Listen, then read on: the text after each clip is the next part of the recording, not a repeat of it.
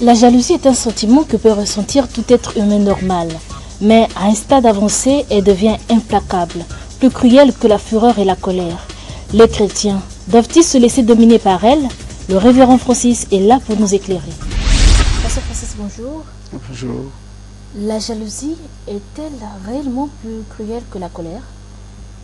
La jalousie peut être plus cruelle que la colère dans la mesure où lorsque quelqu'un fait une crise de jalousie, il peut aller jusqu'à développer une rage alors que sera vraiment plus dévastatrice que la colère.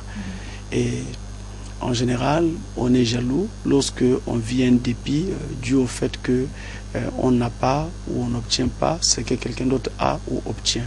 Ça peut être la gloire, ça peut être la richesse, ça peut être les talents, c'est-à-dire les capacités, ça peut être les vêtements, ça peut être, en tout cas ça peut être n'importe quoi. Vous n'avez pas, l'autre a, et alors on développe un dépit vis-à-vis de cette personne-là à cause du fait qu'on n'a pas ce que cette personne a. Eh bien, ça peut amener jusqu'à la rage, comme je disais, mais en général, on a affaire à une jalousie qui peut amener jusqu'à la rage lorsqu'il s'agit plutôt d'une jalousie dans le cadre sentimental.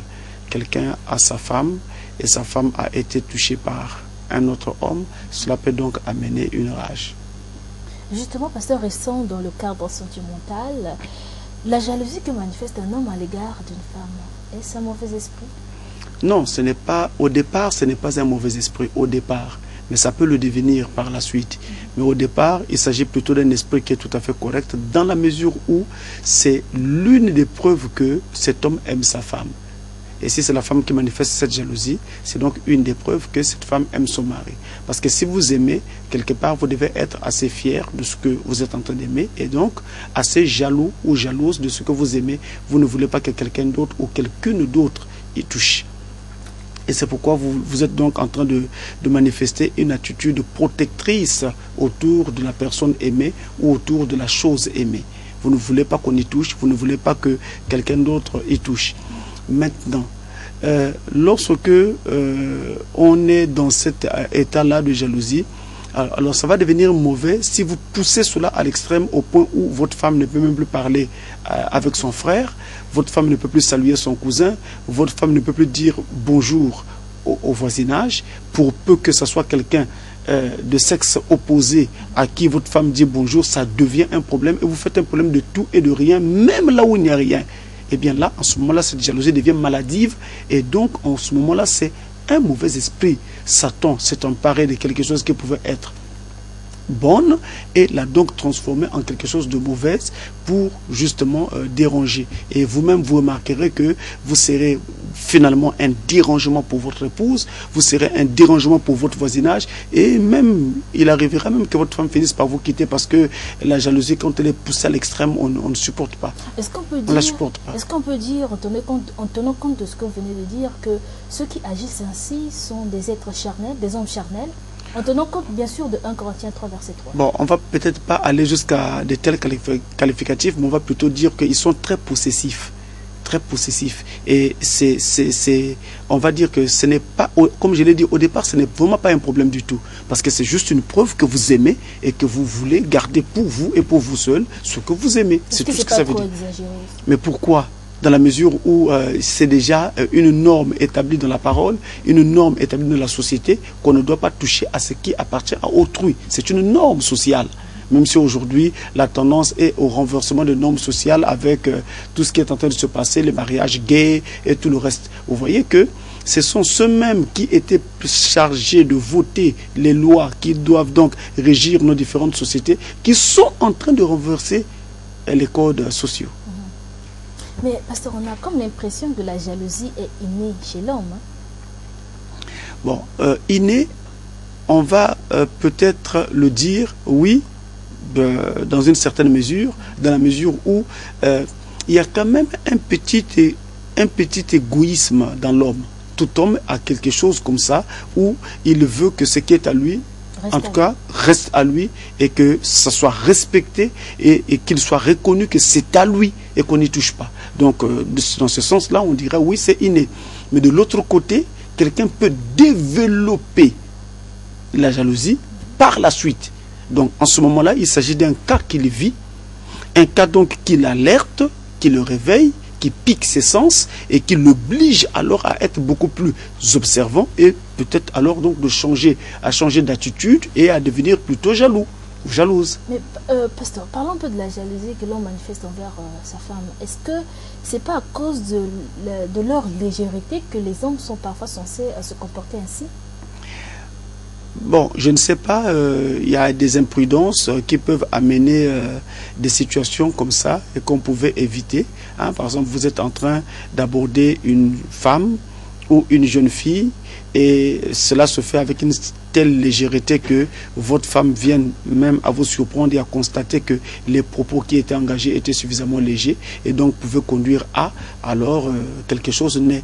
Mais vous devez aussi comprendre que on ne doit pas toujours regarder les choses dans ce sens, dans la mesure où nous sommes dans une société et la relation sociale existe et doit exister. J'ai le droit de parler à quelqu'un, même s'il est de sexe opposé, pourvu que je sache garder les limites, je sache respecter les normes. C'est tout. Refermons cette parenthèse du côté sentimental. À cela, nous allons nous intéresser à cette intervenante. Elle intervient du quartier Tchali, j'espère. Suivons sa question. Pasteur, j'ai une question à vous poser concernant la jalousie. Toute créature créée par Dieu n'a rien nominé d'elle-même. Par exemple, l'amour, la haine. Si oui, peut-on dire que la jalousie que Satan a manifestée au ciel était-elle un attribut de Dieu? Non, Dieu n'a pas créé le mal. La jalousie, finalement, en tant que mal, c'est un vice et donc un péché. Et on ne peut pas dire que ce soit un attribut de Dieu. Sinon, on dira aussi que tout autre péché est un attribut de Dieu. Ce n'est pas le cas. Et là encore, nous avons un élément qui va nous permettre d'étayer davantage sur ce sujet concernant la jalousie. C'est que Satan, au ciel, il n'était pas d'abord Satan, il était Lucifer, l'ange de lumière. C'est ce qu'il était au départ. Maintenant, ce qui va l'amener à devenir jaloux, c'est quoi? C'est qu'il avait vu, à ce moment-là, vous voyez, ce sont les yeux qui interviennent. Il avait vu Dieu être honoré, glorifié, chanté et tout par ses sujets. Alors, ces créatures. Et il va se dire, mais comment est-ce que toute cette adoration de toute la création va à un seul? Pourquoi? Est-ce que moi aussi, je ne peux pas être adoré de cette façon? C'est là qu'il va développer l'intérêt d'être aussi adoré comme Dieu. Donc, une envie naît pour être adoré comme Dieu. Et de cette envie qui naît du cœur de Lucifer, prend donc naissance ce que nous appelons ici la jalousie. Donc, vous constatez, vous comprenez que à partir de ce que moi je n'ai pas, ou bien à partir de ce que je n'arrive pas à obtenir, et que je vois l'autre avoir ou obtenir, eh bien, il y a une jalousie qui est donc développée. En général, c'est comme ça que la jalousie prend naissance. Vous voyez donc que quelqu'un peut être tout à fait normal, il n'y a pas de jalousie du tout, mais finir par développer la jalousie par la suite. C'est vraiment fondamental, c'est vraiment à considérer avec beaucoup de sérieux. Il faut donc comprendre que nous avons affaire à un Dieu qui fait grâce à qui il veut et qui donne donc aux hommes ce qu'il veut et qui distribue les pains de la terre aux hommes et même les richesses, tout le reste, parce que tout a été créé par Dieu et tout lui appartient. Toutes les richesses que nous avons, en fait. Les hommes ont pris, par exemple, les matières premières dans le sol, les ont transformées, ont créé des machines, des appareils et toutes sortes de choses. Mais au départ, vous voyez bien que la matière première n'a pas été créée par l'homme, ça a été créé par Dieu. L'homme n'a fait que transformer pour créer les différents objets que nous avons. Donc, au départ, c'est Dieu qui est le maître de toutes ces choses-là. Et donc, si j'ai besoin de quelque chose que mon frère a déjà, ça ne veut pas dire que moi, je n'en aurai pas. Ça veut tout simplement dire que pour le moment, je n'en ai pas. Pendant que lui, il a déjà eu. Mais s'il a déjà aujourd'hui et que moi je n'ai pas, mais demain viendra mon tour. La difficulté de l'homme, c'est que ce demain-là, il ne le sait pas, il ne le connaît pas. Il ne sait pas combien de temps le sépare d'avec ce demain.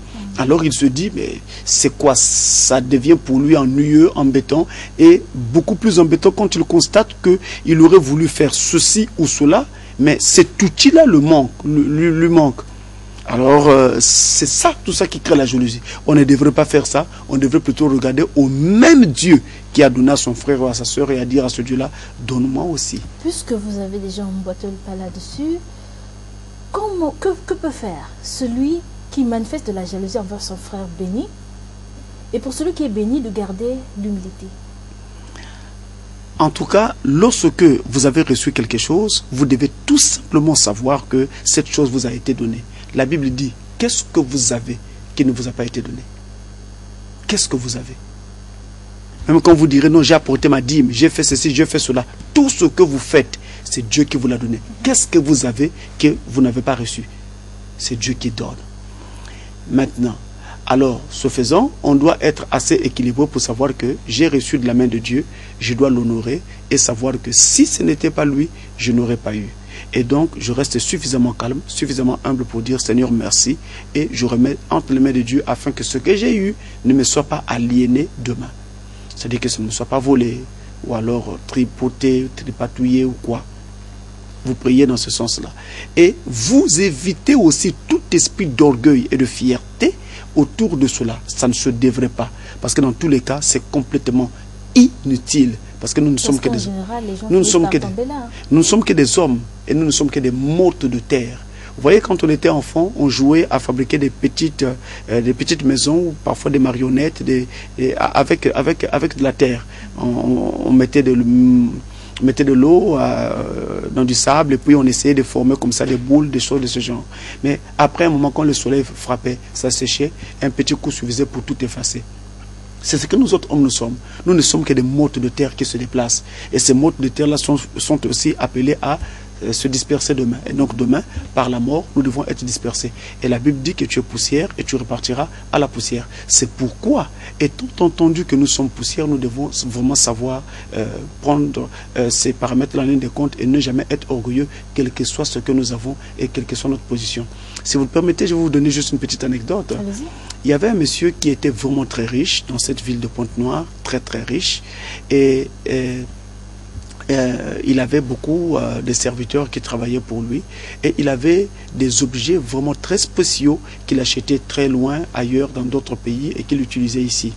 Alors, il avait par exemple une voiture qui était de très haute marque, et personne d'autre n'avait cette voiture. Il était le seul à avoir cette voiture ici. Et il n'aimait jamais voir un ouvrier adossé contre sa voiture, encore moins assis sur le capot de sa voiture. Ça coûtait un renvoi. Donc les ouvriers qui avaient commis la maladresse de s'asseoir sur sa voiture étaient renvoyés. Mais un jour, à la grande surprise d'un des ouvriers, des employés qui travaillaient pour lui, alors il était assis parce qu'il avait tellement travaillé, il était fatigué, il ne savait pas quoi faire. Il s'est adossé sur la voiture et quelque temps, qu'est-ce qu'il fait? Il s'assoit sur la voiture. Et voilà le monsieur qui sortait et qui le surprend. Et lui donc, il descend très rapidement de la voiture. Et quand il descend, le monsieur lui dit, non, pourquoi tu descends comme ça? Ce n'est pas grave, toutes ces choses-là sont les choses de la terre. Reste pour toi, tu es fatigué, je comprends pourquoi tu as essayé de t'asseoir. Reste là. Alors l'ouvrier, ou plutôt l'employé, n'en revenait pas. Il ne comprenait rien. Il dit, cet acte-là a coûté le renvoi de mes collègues. Et moi, je pose le même acte. Et aujourd'hui, on me dit que ce sont les biens de la terre. Et quel est ce discours? Alors il ne comprenait plus rien. Et ne vous en faites pas. Après cet acte-là, 2-3 jours après, son chef-là est mort. Ce qui revient à dire que, à l'instant où il avait surpris l'employé sur sa voiture, il sentait déjà qu'il n'était pas en lui. Il sentait déjà qu'il était en train de partir. Et que donc, finalement, il se rendait compte que tout ce qui est de la terre et tout ce qui fait notre joie et notre vie ici-bas n'est que éphémère. Et alors, la voiture pour laquelle il a renvoyé tant d'employés n'avait plus de sens à ses yeux. Et comprenez-moi bien, quand il est mort, il a été placé dans un cercueil. Il n'y avait pas assez de place dans le cercueil pour mettre aussi sa voiture. Donc il est allé seul et la voiture est restée. Et c'est comme ça qu'il faut comprendre les choses. Je vous le dis, la main sur le cœur. Il ne faut jamais mettre une pointe d'orgueil dans quoi que ce soit. Nous ne sommes rien et nous ne valons absolument rien. Alors, à quel moment et de quelle façon Dieu manifeste-t-il de la jalousie envers ses enfants? La jalousie de Dieu vis-à-vis de ses enfants, c'est le fait qu'il les aime et qu'il les chérit. Donc il les chérit, et il les chérit si fort qu'il ne veut pas voir une main étrangère toucher ses enfants dans l'intention de leur faire du mal. C'est alors que la Bible dit, quiconque touche à un fils de Dieu ou à une fille de Dieu touche la prunelle de l'œil de Dieu. Et moi, j'ai la coutume de dire, quel est donc cet homme qui va oser prendre son doigt et le mettre dans l'œil de Dieu s'il ne sera pas consumé? C'est donc ainsi que Dieu manifeste la jalousie. Donc c'est pour protéger ses enfants que Dieu manifeste la jalousie vis-à-vis d'eux. Il ne veut pas qu'une main étrangère les touche. Il ne veut pas aussi que ses enfants passent sous l'autorité d'un autre. Donc particulièrement sous l'autorité de Satan. Alors là, sa jalousie devient vraiment très enragée. Et il châtie ses propres enfants d'ailleurs lorsqu'ils se permettent de se tourner vers les voies sataniques, donc les sciences occultes, les pratiques fétichistes et des choses de ce genre. Alors là, la jalousie de Dieu est sévère en ce moment-là, vraiment très sévère. Voilà en fait ce qui se passe lorsque on a affaire à cela. Et d'ailleurs, même nous le voyons également dans notre vie à l'échelle humaine.